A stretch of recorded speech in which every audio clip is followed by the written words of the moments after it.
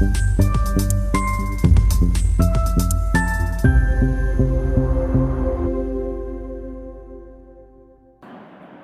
मित्रांनो, इतना सन्नाटा क्यों है भाई। आज म्हणजे 21 एप्रिलला अमेरिका आणि इराण यांच्यातला युद्धविराम 2 आठवड्याचा संपत आहे। उद्या इस्रायलचा स्वातंत्र्य दिन आहे। अजूनही अमेरिका आणि इराण यांच्यामध्ये वाटाघाटी होणार का, हा प्रश्न गुलदस्त्यात आहे।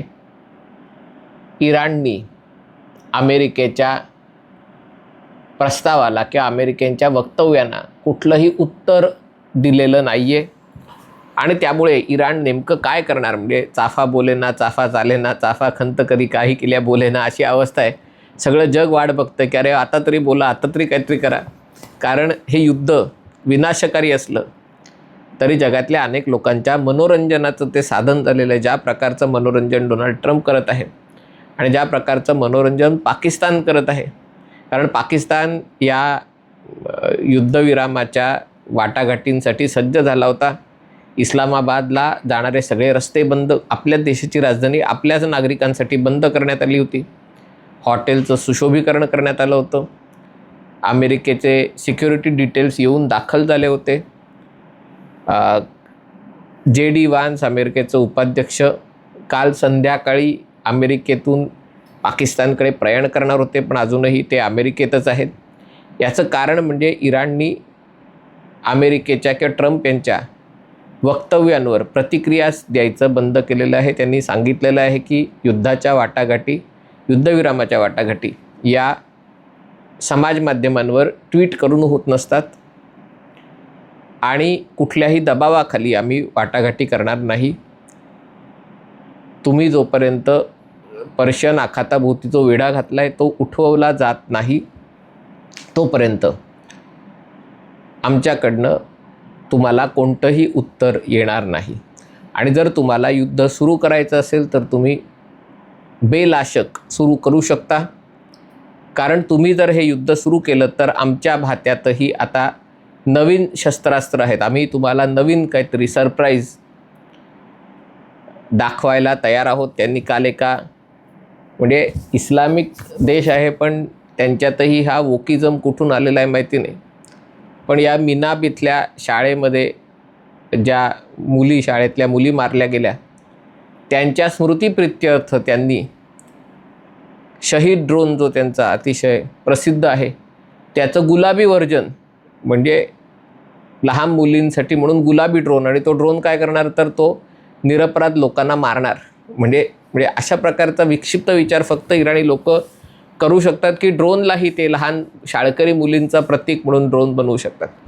त्यांनी या ड्रोनची चाचणी केली, पण आणखीन त्यांच्या भात्यामध्ये काय सरप्राईज आहे हे कोणाला माहिती नाही। दुसरीकडे डोनाल्ड ट्रम्प यांनी आज अमेरिकेतले सकाळी, म्हणजे आपल्याकडच्या 2-1 तासापूर्वी व्हाईट हाऊसच्या हिरवळीवर NBC चॅनल का CNBC चॅनलला ऑडिओ मुलाखत देताना हे स्पष्ट केलं की आम्ही युद्धासाठी तयार आहोत।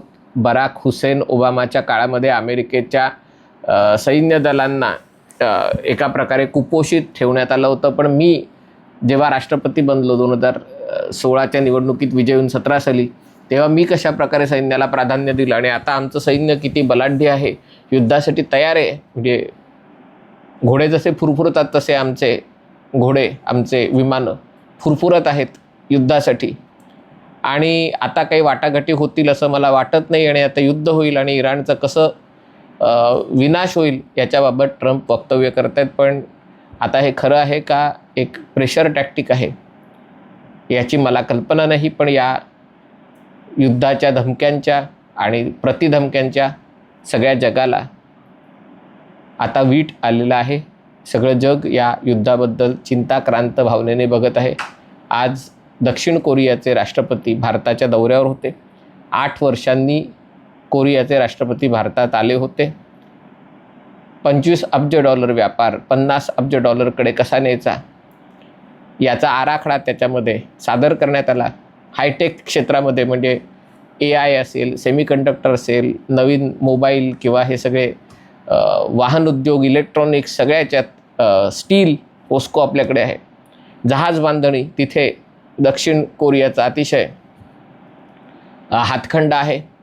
या सगळ्या क्षेत्रात भारत आणि दक्षिण कोरिया संबंध कशा प्रकारे पुढे न्यायचे याची चर्चा झाली. पण जोपर्यंत हा भुत्या, म्हणजे जोपर्यंत हा पर्शियन आखातातला वेडा आहे, तोपर्यंत दोन्ही देश, भारत आणि दक्षिण कोरिया, समदुःखी आहेत. कारण दोघी देश पर्शियन आखातावर नको तितके अवलंबून आहेत, नको तितके.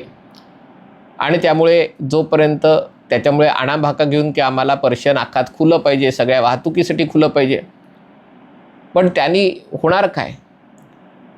आणि त्यामुळे सगळ्या जगाची अपेक्षा आहे की ट्रम्प काहीतरी निर्णय घेतील. ट्रम्प यांची युद्ध लढण्याची इच्छा दिसत नाही आहे, कारण त्यांच्या डोळ्यासमोर निवडणुका आहेत. आणि निवडणुकांच्या आधी 4 जुलै 2026ला अमेरिकेला 250 वर्ष पूर्ण होत आहेत. म्हणजे आपला अमृत महोत्सव झाला आणि आपण शतकपूर्तीकडे, एक विकसित भारताचं स्वप्न घेऊन चाललो आहे.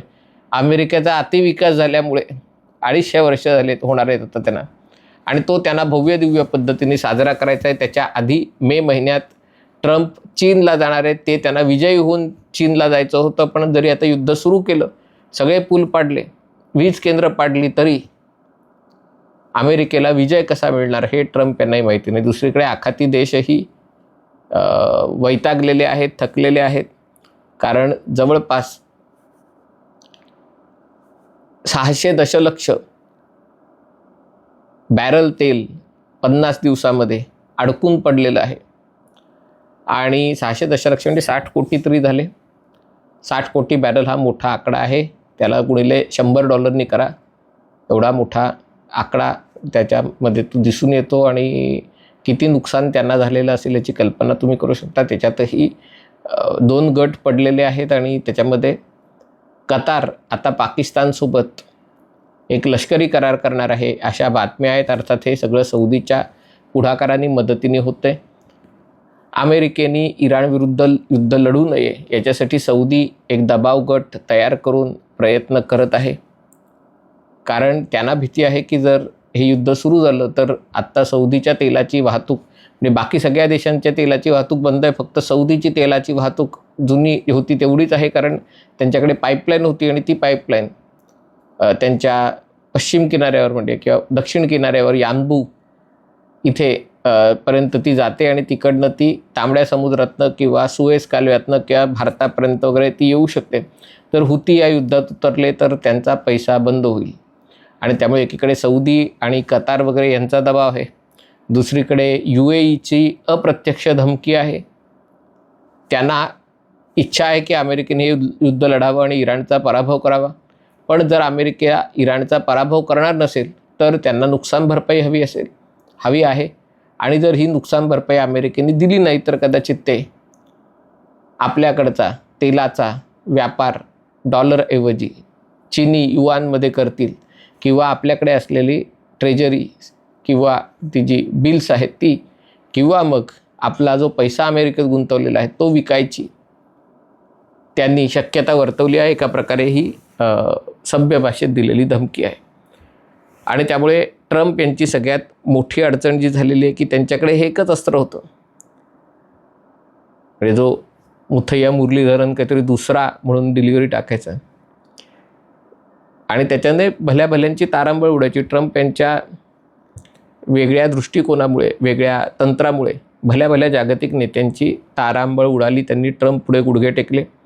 पण जी गोष्ट महिने एकमेकांशी बोलून वाटाघाटी करून तोडगा काढता येतो तो ट्रम्प यांनी दबाव तंत्राचा वापर करून काढण्याचा प्रयत्न केला. इराणच्या बाबतीत हा प्रयत्न फसताना दिसत आहे.